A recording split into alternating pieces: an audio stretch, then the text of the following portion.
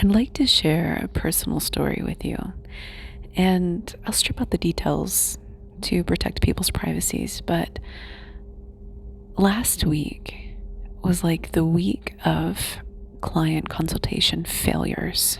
And for me, this is a tremendous sign of growth because I come from this background of saying yes to everybody and to all opportunities, particularly in my experience as a business development manager and director and for a life sciences company, and then moving into an executive position for a COO position at an educational startup.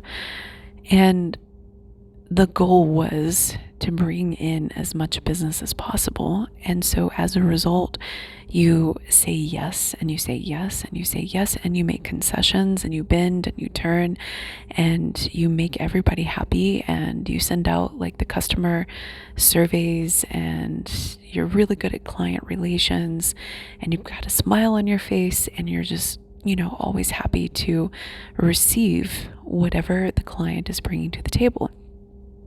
And then something happened. I started awakening spiritually and consciously, and I started figuring out who I really was, not who society was telling me I should be.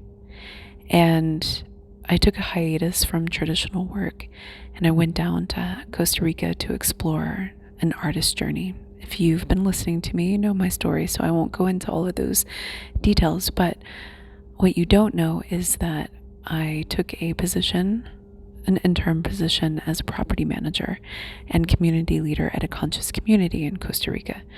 And I did so only for like 2 months when the original property manager was leaving, but I had already been staying there, was friends with the owners, was familiar with everything, had run a couple of workshops, and I'm a responsible type, obviously, executive position. So it was easy for me to just do that for a little bit. It was an eye-opening experience for me because I had to receive Airbnb guests from around the world. And what I found is that guests that were coming from Canada and the United States were some of the worst guests that I experienced in my tenure there. And it was surprising to me because I got to see a reflection of my own shadow in the world. And I started to understand the problem of consumerism and the entitlement that comes from consumerism, and where people didn't appreciate the blood, sweat, and tears and the vision that went into making this community for them. And they were holding Airbnb reviews sort of like against the community's heads. And I got to observe this firsthand. And of course I made everybody happy, but there were a couple times that I didn't, and that I told the guest exactly what I thought, which is that their behavior was unacceptable and that they were supposed to be conscious. And I found it to be deplorable what they were doing to the community, and to threaten to write negative reviews when we were bending over backwards. And you could see in the email exchange that the things that they asked for and didn't ask for, but because they arrived and because it didn't work because their boyfriend didn't like it, like this is all implicit. They then had a litany and a laundry list of all the things that were wrong that we should reimburse them for, when it was actually that they couldn't make a love nest the way that they wanted to. And I could read that, when you're conscious, and this, right? When you're conscious, like, you can read into people. And so there's this compartmentalization effect where people will sort of front themselves, and it's kind of beautiful because you kind of turn into like a human lie detector. And your goal, and I'm just letting you know if you haven't already done this. Your goal is to learn how to trust yourself and to learn how to trust your intuition and to learn how to trust your energy reading abilities. Because when you start to awaken beyond just the 3D existence, you see so much. I won't say everything, but you see and you feel so much. But at first, you might be around people that gaslight you and that are putting on that front face and are putting their, like I dated somebody briefly and he tried to gaslight me. And I was like, okay, all right. All right. And he said something really interesting. He was like, oh, your intuition told you this. You had a dream about it. And I was like, motherfucker, seriously? You're going to come at me with that? Seriously? I see you. I feel you. I know you. And you will be tasked. If your journey is like mine, you will be tasked with situations like that to see if you have learned how to actually trust yourself and if you have learned the nature of people and where they come from and the society that they come from. So this woman that I told off, I didn't actually tell her off. I wasn't rude. I was just assertive, and I told her exactly what I thought. But the owner of the conscious community reprimanded me in private because I sent her the messages that I sent to this woman. She was a psychotherapist and was touting herself as this evolved human being. And so I was holding her to these standards that she was advertising herself with. I know that sounds really harsh, but I found her behavior deplorable, like I mentioned.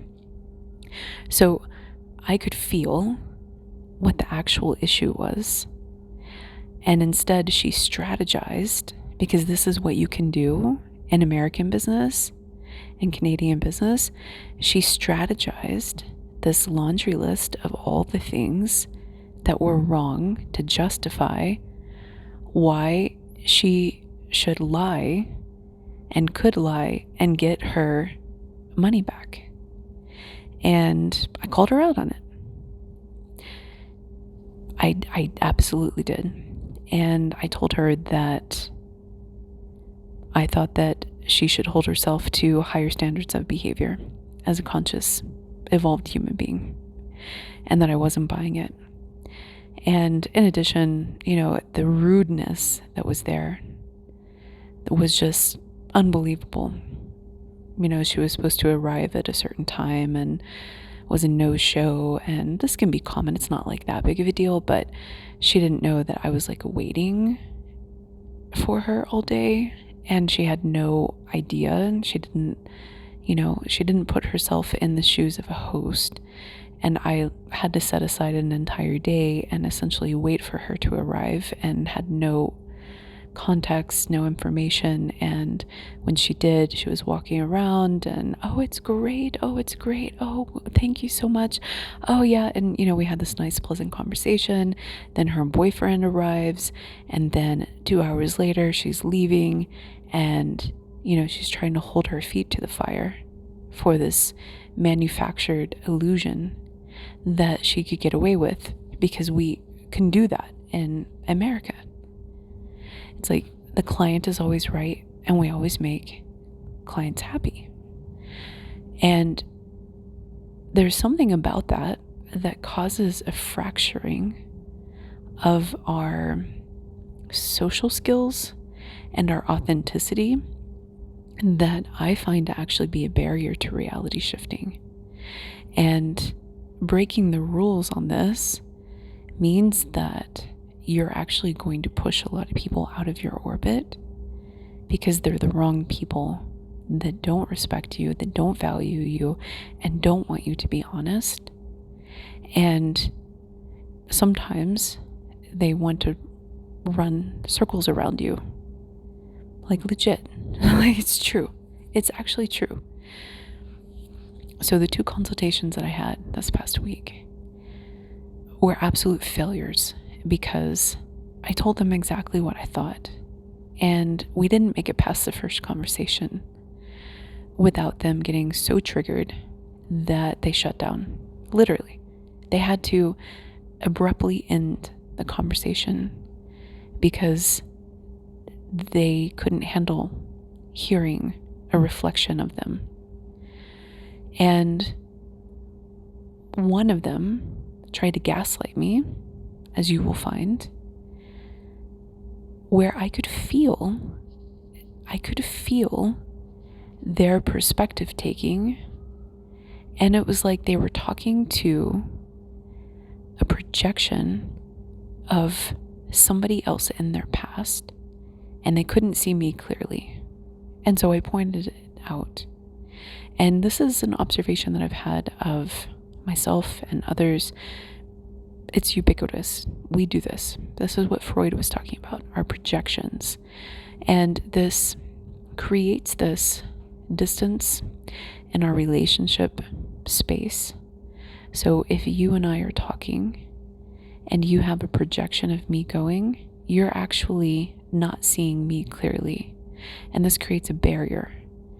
And understanding how this works and when it works and why it works is critical to understanding the nature of the mind and is critical to working through issues. But pointing this out, in addition to some other observations that I had, declining to work with this person, I'd say probably 4 out of 5 people are not a good match.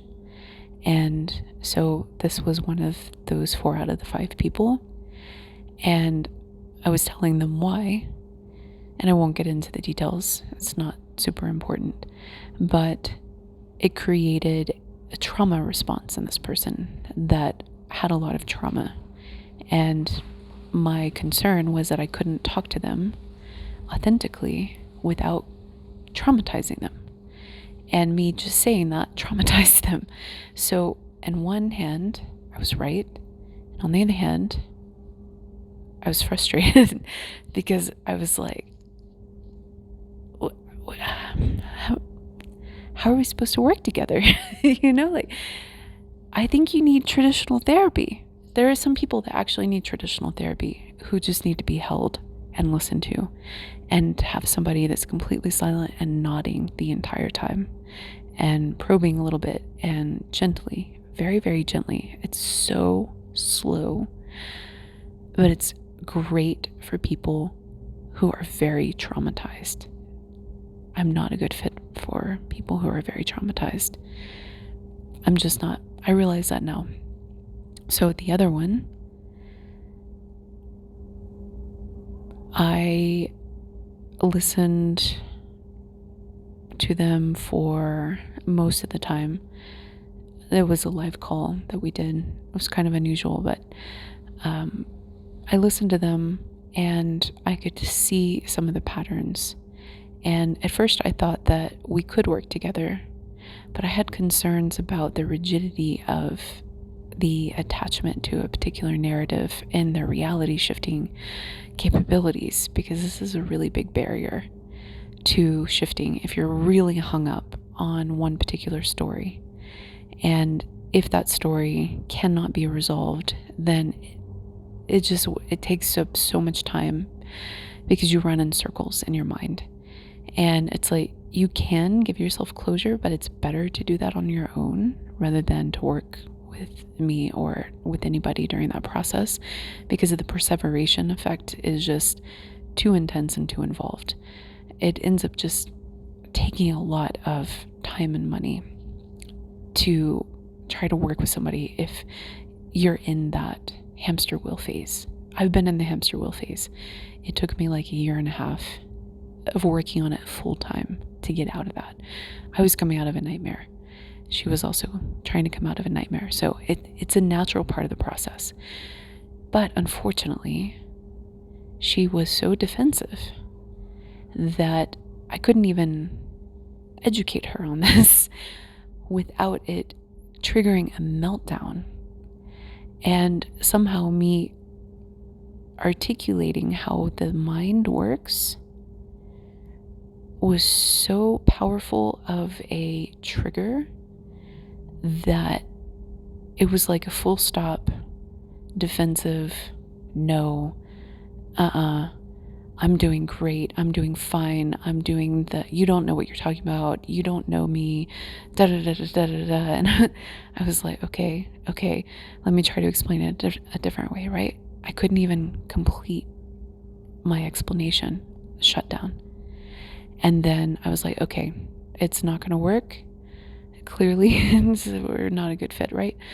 And she has a traditional therapy background. And so I think that she also responds well to that space holding and to somebody just nodding and to watch her on the hamster wheel. But she was trying to pull me on the hamster wheel with her, and I was drawing a boundary and saying, I can't go there with you, but I can talk to you about what's going on, and here's what I think is happening, and here's my opinion. And she kept wanting to pull me on the merry-go-round and to get me to agree, which is normal, right? For people that have a certain historical background, they need you to agree with their worldview because deep down inside, it's shaky for them. And so it reinforces this loop of believability that they then hold on to. And as a result, when you start to deviate away from their worldview, it's kind of unsettling for them. And it's like one of those like line in the sand type of situations. And I see this psychology a lot too. If you don't agree and follow my worldview and judge this person and say that I'm right, then you're the enemy. And that's exactly what happens. So in both of those cases, what I felt like, and this is what I want to share with you, what I felt like was that they needed a compartmentalized person because they themselves are compartmentalized. They're disempowered. They're both disempowered. Different life circumstances, very, very different circumstances. They have no voice. They don't know how to really exercise their will and their drive in the world, their effectiveness. And they're shut down and they're beholden to somebody else in pretty severe ways, oppressive ways. Let's just say oppressive. And this is how I used to be. So what I've observed is that people are very comfortable when you are fractured and when you are smaller than who you're supposed to be. People are very comfortable when you play small. And what happens is when you start really expanding, you really start to rub people the wrong way. But when we come from a society that favors politeness, niceness, getting along, how's your day? Oh, it's great. It could be the worst day in the world. Then it's like we've trained ourselves that nobody should ever feel rejected, feel abandoned, feel triggered. And I believe, actually, that this is not the path to purpose. This is not the path to service. This is not the path to expansion. This is the path to playing small. And what I encourage you to do, if you don't already do it, is to allow the triggers to happen, to allow the space to sift people out, particularly if you are trying to be an entrepreneur or, even just rebuild your life. There are some of you that are just trying to get to your highest timeline, right? You can't get to your highest timeline if you're surrounded by everybody that's trying to pull you down or keep you small or keep you buying into an illusion while they're running circles around you. because that's sort of like what the status quo is all about. I think it's time for us to express ourselves openly with a realness and authenticity, because it feels so good. When I got off of those consultation calls, I felt like, wow, I have grown. And yes, they are pissed off. And I hope the traumatized one is okay and doesn't have to go to therapy because of me saying, no, it's not a good fit. I really, I was really worried about that. And so what I feel, though, is this sense of liberation. Like, I've never really done this before. And it feels so good to be free.